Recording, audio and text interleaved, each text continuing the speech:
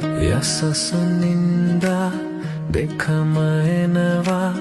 එයයි අටලෝ දහම දිවෙන් දිවගා එකට හිටියත් අඳුනගන්නේ කොහොම රහස සඟවා තිබුණු තැන්වල